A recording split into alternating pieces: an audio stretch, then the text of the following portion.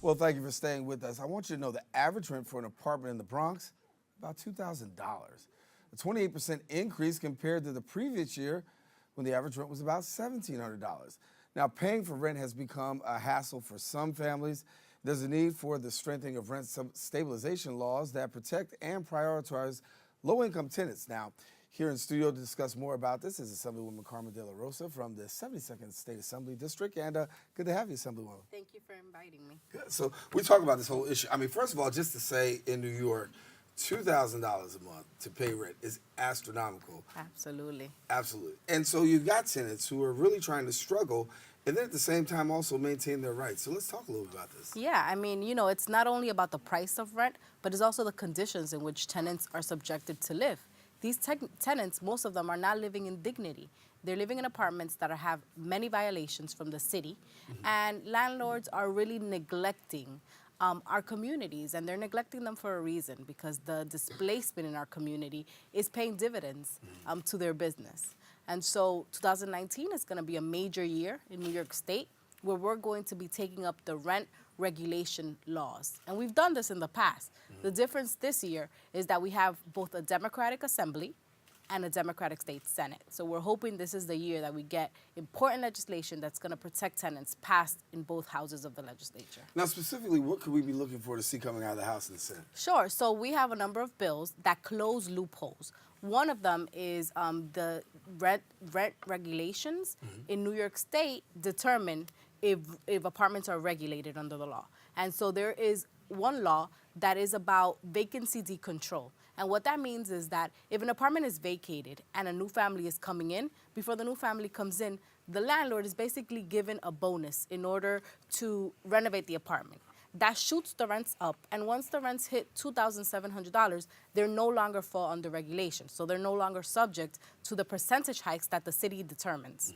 And so that is causing landlords to sort of inflate and quickly displace people so that they can get that bonus. We're trying to change that loophole.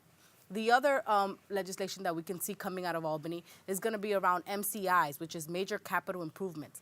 If a landlord fixes a boiler, they charge $6, for example, per room, per apartment to each tenant in perpetuity, forever and ever. Even though the fix is maybe $100,000, the tenants have to pay for it for the rest of their lives. This is inflating the cost of rent. And in addition to that, we're also seeing this move and this push to get universal rent control. And what that means is that, you know, units who have been deregulated will come back into regulation, not only here in the city, but also in upstate New York. And that happens through the Tenant Protection Act and making sure that a housing emergency is called in our state. So there's a lot of innovative things that are happening in New York State. Some of these laws we've passed in the Assembly. We're hoping that this is the year that we get them passed in the Senate. They're really laws that we're looking to protect tenants and empower them. So they have the tools to go to court and say the law is on our side. Going to take a look at some graphics and take a look, revisit some of these numbers as you get ready to see it on your screen. So that we take an opportunity to see what it is, harassment by tenants or landlords, and what this actually means. Because many times people feel as though they are being harassed, and you don't know when you're being harassed. But I want to look at what it actually is to be harassed as a tenant by a landlord or an owner. Now, number one is the not offering of leases or renewals or trying to pay you to move out. Number two, unjustified eviction notices or illegal lockouts.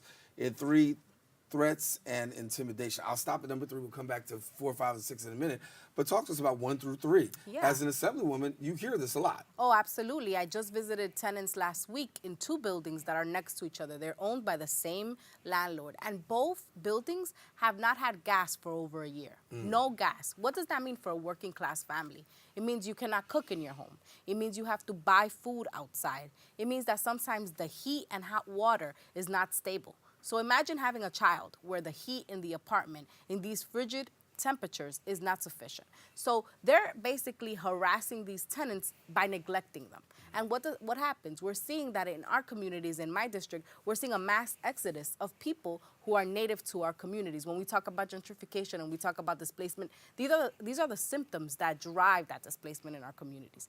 And so these are things that we have to address through law. The city council has done some stuff around the buyouts. So if you're offering someone who's working class $20,000 cash for their apartment, anyone would take that. The problem is Once they take that money, they give up their rights to the apartment. And in New York City, where are you going to find an apartment for $20,000?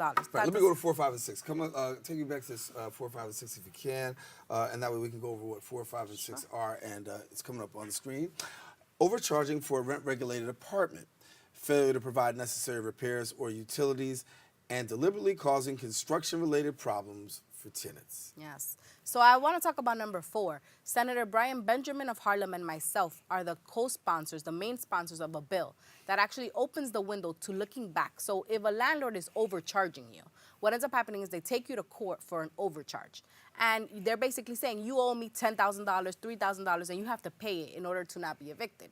We are changing the law so that the look-back period for the state, which is now 4 years, is increased to 6 years, so that you can go back and get your rent history for 6 years and literally go line by line and dispute the landlord when they say that you owe them rent. Because this is a tactic that is used in order to tie people up. Sometimes people pay their rent with money orders. They don't got all the receipts. They know you don't have the receipts, and so they try to take you to court to see if they have a way to get you out. The other issues, like repairs, we see that, campaign season, you knock on doors. You go in, you see, when apartments have been renovated, you see the exposed brick wall, the nice floors, and then you go next door and you knock on a door and there's mold and there's holes and there's rats and roaches, and you know what are the differences between those two tenants and the neglect that is happening purposely in these buildings. And so when we talk about this, obviously this is going before Albany. That's going to be addressed, and you guys are getting ready to go to Albany in January. How quickly do you think that this will get on the table and get dealt with? Honestly, this is a #1 priority for me and for many of the legislators, not only in New York City, but also in upstate New York. And so I know that this is something that both majority conferences are going to take a good look at and are going to make at the top priorities.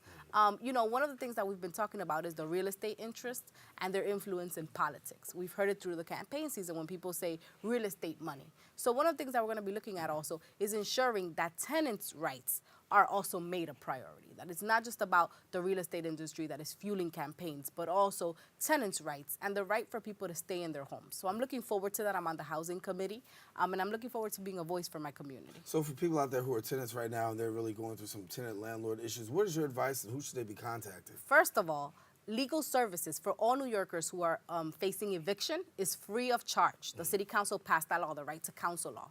Also, so you can go to your local elected official's office and get a referral to any number of legal services that will provide that service for free, but also get involved. There's a lot of grassroots groups that have formed in our communities in order to go to Albany and make sure that your stories are told and that people know what you're going through so the laws can finally change. Before we get out of here, obviously I want to wish you a happy New Year as we get ready to go to the holidays. Happy holidays. In advance. I know it's only a couple of weeks away, but as we talk about January being around the corner, talk about your assembly district real quick. What are some of the things that you're expecting to have happen in 2019? Absolutely. So I represent the 72nd Assembly District. And for me, one of the issues that is so important to me is NYCHA housing. Again, going back to the housing issue, but I have 2 developments in my district, Dykeman houses and Marble Hill houses, which is actually in the Bronx. And, they've been having a lot of trouble as far as heat and hot water, and we've seen the extent of that through the media play out, but also lead issues. There's a lot of families that are living in NYCHA, so making that a priority, the fixes to NYCHA is so important. The other issue is the transit system. I sit on the Corporations and Authorities Committee, which oversees the MTA, and I want to make sure that even in communities where there are transit options, that those transit options are of quality.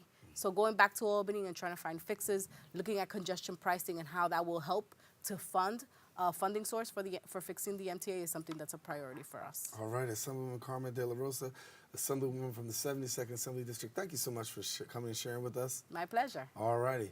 Listen, got to take a quick break. We do have more shows, so don't go anywhere. Coming right back right after this.